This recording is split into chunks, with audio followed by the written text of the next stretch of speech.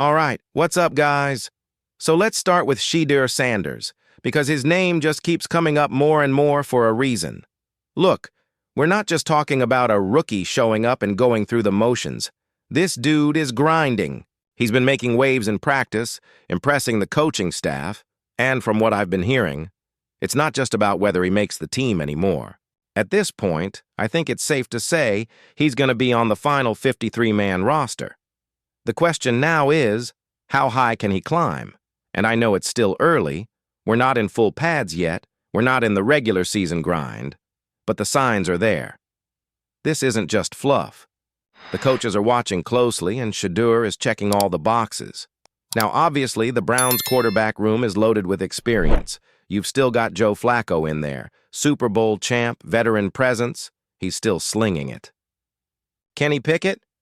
Say what you want, but he's no pushover. He's had his ups and downs, but the guy knows how to play at this level. Then you throw Dylan Gabriel into the mix, a guy who's got mobility, a live arm, and a solid college resume. So it's not like Shedeur is walking into a situation where the job is just sitting there waiting for him. He's got to earn every single snap, and that's exactly what he's doing. And here's what really caught my attention. We've now learned that Shedeur has been getting some 11-on-11 reps during OTAs. But, and this is key, they've only given him those reps when the media wasn't there. Think about that. The team is trying to keep some of this under wraps. They don't want too much getting out just yet. Maybe it's because they want to protect him. Maybe they don't want to stir the pot too early. Or maybe, just maybe, they're quietly preparing him for a bigger role than any of us expected. Now, why does 11-on-11 matter so much? Because this is where quarterbacks are made. 7-on-7 is great for timing and rhythm. But once you've got the full defense out there, blitzes, disguises, pressure off the edge, that's where you separate the men from the boys. And even though we haven't seen all of it with our own eyes, what we have seen in 7-on-7s, Shedeur has been nothing short of impressive. His ball placement, his decision-making, the timing, it's been on point. You can tell he's put in the work this offseason. From what I've seen, his accuracy has actually been among the best on the team during this OTA period. That's not an exaggeration. That's coming from people who are at camp every day. And you know what else? There's already talk, internally, that he's starting to gain ground in this quarterback competition. Again, I'm not saying he's about to be named the starter today. It's still way too early for that. But the arrow is pointing up, and before I get too locked in on just Shedeur, I want to zoom out for a second and give some flowers to the rest of this Browns roster. Because honestly, this team is looking good. You can feel the energy. There's a sense that something special might be brewing in Cleveland. Let's start with Carson Swessinger. He's been making noise early, already grabbing an interception during rookie minicamp. That's the kind of stuff that gets you noticed, quickly, especially when you're a young guy trying to prove you belong.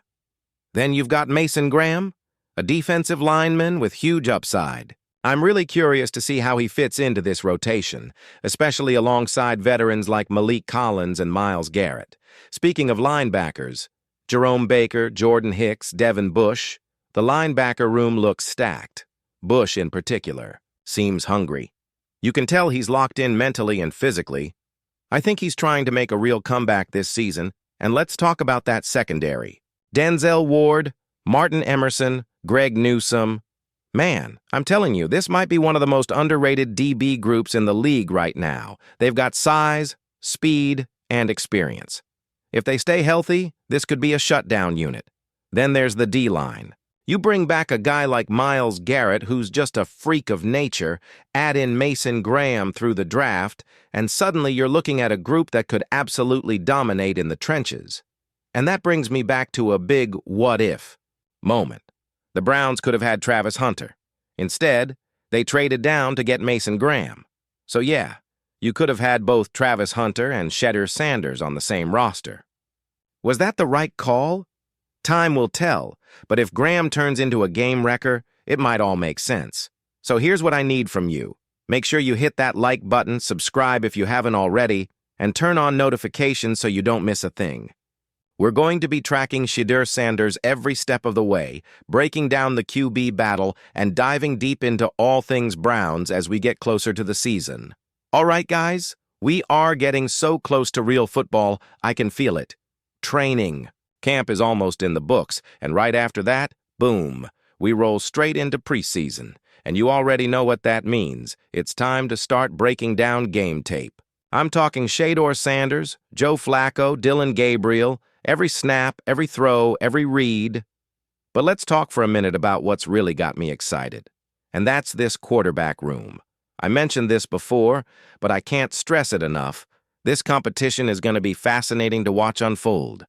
I mean, we're not just talking about Shedeur Sanders walking into this thing unchallenged.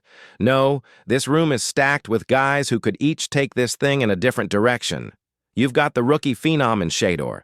You've got Dillon Gabriel, who's got that college production and some sneaky upside. You've got Kenny Pickett in the mix. He's still trying to prove himself. And then, of course, you've got the veteran presence in Joe Flacco, who's seen it all. Now, if you're asking me, just my personal take, I think the Browns are probably going to lean toward going with one of the younger guys. It just makes sense. You draft someone, or you bring in a young QB with high upside, and you give them the chance to grow with the system. Build that chemistry early, let them take their lumps, and hopefully by mid-season or next year they're taking off. I really believe that's the smarter long-term move, and I think Kevin Stefanski sees that too. And now we're finally getting to the moment where we're going to start to see the real separation between these guys. I'm talking about the 11-on-11s. These full-team reps are where things start to crystallize, where we really find out who's comfortable, who's commanding the huddle, who's making smart decisions under pressure. This is where the contenders start pulling away from the pretenders. We've got one more full week of OTAs, Tuesday, Wednesday, Thursday, and then the Browns jump into mandatory minicamp from June 10th through the 12th. And let me tell you, minicamp is going to be crucial.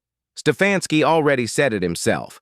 By the end of minicamp, we should have a whole lot more clarity about this QB competition. That's just around the corner, y'all. We're not speculating for months. We're talking days.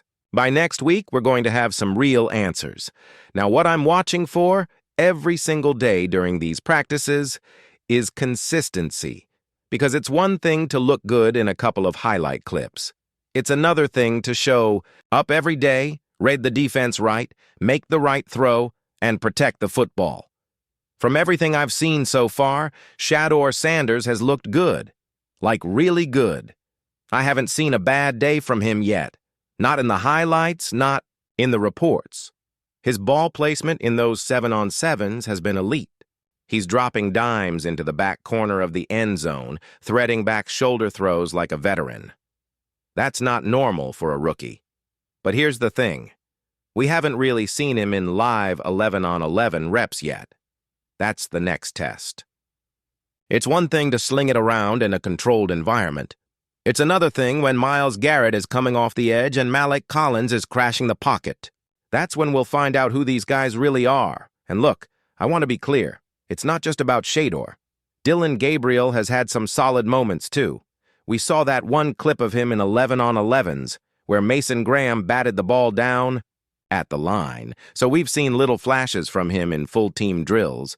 But we haven't had that moment yet where we can say, okay, this guy is clearly pulling away. That's what we're watching for over the next week. So here's what I want from you guys. Drop a comment below and let me know. What are your expectations for Shedeur Sanders heading into these 11-on-11s? Do you think he's going to light it up? Do you think he'll come out and prove he's the guy? Or are you expecting some growing pains? Maybe a slow start now that the pressure's on and the media's watching? Because this will be the first time we see Shedeur in full 11-on-11 action, and those reps are going to say a lot. Also, let me know who you think will ultimately stand out the most. Is it Shedeur? Is it Dillon Gabriel? Or is someone else going to come out of nowhere and surprise all of us? And listen, today and Thursday are going to be huge. These practices are going to give us our first real glimpse at who's got the edge in this QB battle. If you want to stay locked in with everything happening inside that Browns facility, now's the time to hit that like button, subscribe to the channel, And make sure you've got those post notifications turned on.